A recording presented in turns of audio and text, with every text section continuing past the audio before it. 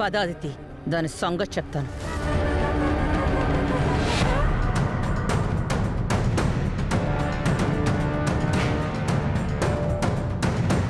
శ్రావ్య, ఒసే శ్రావ్య, ఎక్కడున్నావు? రావే.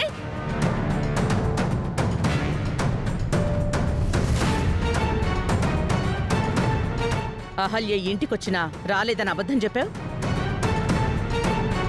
ఇంకా బుకాయించకు శ్రావ్య. అహల్య ఇక్కడికొచ్చి వెళ్ళిందని మా దగ్గర సాక్ష్యాలున్నాయి. ఇదిగో చూడు, పగిలిన గాజు ముక్కలు. ఇవి అహల్యవి. ఇలాంటి గాజులు అహల్య మాత్రమే వేసుకుంటుంది. నిజం చెప్పు శ్రావ్య. ఏంటే నంగిలా చూస్తున్నావు? చెప్పు. అహల్య వచ్చింది కదా? అవును, అహల్య వదిన వచ్చి వెళ్ళింది.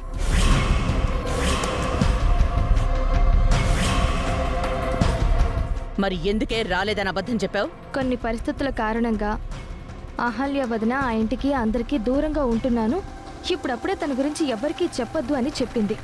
అందుకే నేను చెప్పలేదు. నువ్వు తన మాట వింటావా? మాకంటే అహల్య నీకు ఎక్కువైందా? ఇది మొదటి నుంచి దానికే సపోర్ట్ చేస్తోందిగా. మనింట్లోనే ఉంటూ మన తిండి తింటూ తిన్నింటి వాసాలు లెక్క పెడుతోంది. తిన్నింటి వాసాలు లెక్క పెట్టడం ఏంటత్తయ్య? అంత ద్రోహం నేనేం చేశాను? అహల్య గురించి తెలిసి కూడా నువ్వు దాచిపెట్టడం ద్రోహం కాదా శ్రావ్య? అహల్య వదిన క్రిమినల్ ఏం కాదదితి. తను ఏ హత్యో దొంగతనమో చేసి పారిపోలేదు.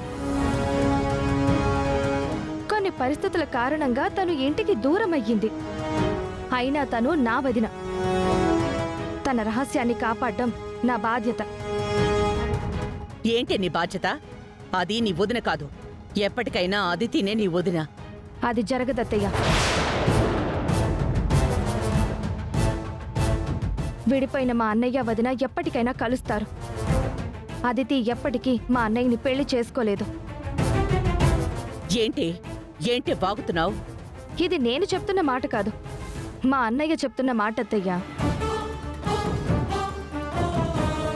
అయినా నాకు తెలియక అడుగుతాను, అహల్య వదిన ఇక్కడికి వచ్చింది అని అంత ఖచ్చితంగా ఎలా చెప్తున్నారు? ఆ విషయం మీకెలా తెలుసు? ఎలా అంటే అది... పోనీ నేను చెప్పనా అత్తయ్య? అహల్య వదిన్ని కొంతమంది రౌడీలు తరుముకుంటూ వచ్చారు. వాళ్ళ నుంచి తప్పించుకోవడానికి వదిన ఈ ఇంట్లోకి వచ్చింది. ఖచ్చితంగా ఆ రౌడీలు మీరు పంపించిన వాళ్లే అయ్యుంటారు.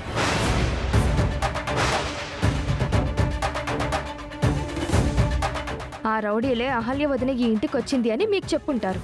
ఏం బాగుతున్నావే? ఒక్కటి గుర్తుపెట్టుకోండి అత్తయ్య, ఆ రౌడీల్ని మీరే పంపించారని నాకు అనుమానంగా ఉంది. ఇదే అనుమానం మా అన్నయ్యతో గనక నేను చెప్పాననుకోండి, మీ ఇద్దరిని ముక్కలు ముక్కలుగా నరికేస్తాడు. తర్వాత మీ ఇష్టం.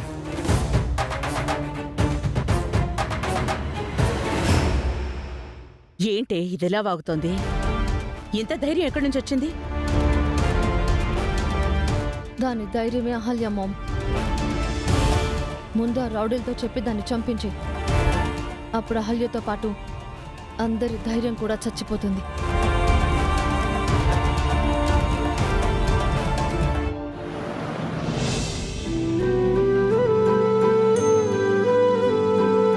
నమస్కారం అమ్మా.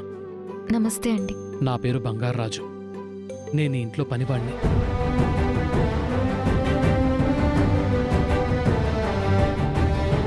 తెలుసు రాజుగారు, రోజు ఇంటికి వస్తున్నాను కదా, మిమ్మల్ని చూస్తున్నాను. ఈరోజే మీ మొహం చూస్తున్నానమ్మా. మీరు అచ్చం మా అహల్య అమ్మలానే ఉన్నారు. నాకు మేనకోడలవుతుందమ్మా. తను కూడా అచ్చం మీలాగే ఉంటుంది, మీ రూపంలోనే ఉంటుంది. ఆమెవరూ కాదు, అహల్య. ఈ విషయం గౌతమ్ బాబుకు తప్ప ఇంకెవరికీ తెలియదు. కొన్ని కారణాల వల్ల నా మేనకోడలు అహల్య ఇంట్లో నుంచి వెళ్ళిపోయిందమ్మా. అప్పట్నుంచి గౌతమ్ బాబు, ఆ చిన్న బాబు దిగులు పడుతూ బాధపడుతున్నారు. మీరొచ్చాక గౌతమ్ బాబు చాలా సంతోషంగా ఉన్నారమ్మా. బాబు కూడా ఆనందంగా ఉన్నాడు. అహల్య రూపంలో ఉన్న మీరు ఒక తల్లిగా వచ్చి ఆ పసిబిడ్డకు ఎలాంటి ఇబ్బంది లేకుండా చాలా జాగ్రత్తగా చూసుకుంటున్నారు. మీరిలాగే ఉండాలమ్మా. మా అహల్య తిరిగొచ్చే వరకు బిడ్డని గౌతమ్ బాబుని చూసుకోవాలి. నేను మీ మేనకోడల్లా ఉన్నాను అంటున్నారు కాబట్టి నన్ను కూడా మీ మేనకోడలని అనుకోండి రాజుగారు.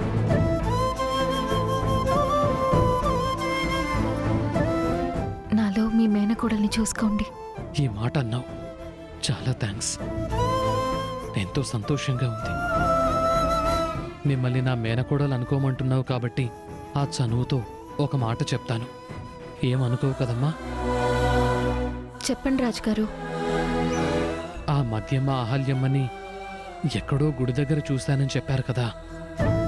ఒకసారి మా అహల్యమ్మ కనిపిస్తే ఇంటికి రమ్మని చెప్పండమ్మా. తన కోసం గౌతమ్ బాబు, చిన్న బాబు బెంగ పెట్టుకున్నారని చెప్పండి.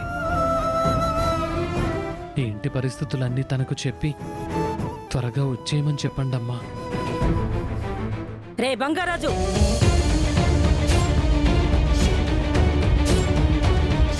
ఏంట్రా ఆ నర్సుతో మాట్లాడుతున్నావు? అహల్య కనిపిస్తే ఇంటికి తీసుకురమ్మని చెప్తున్నావా?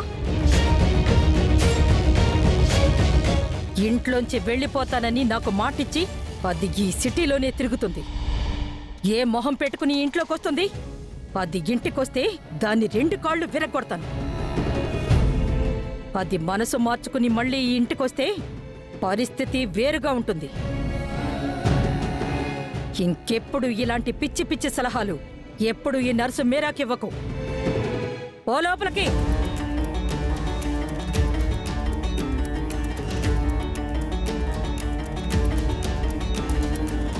చూడు,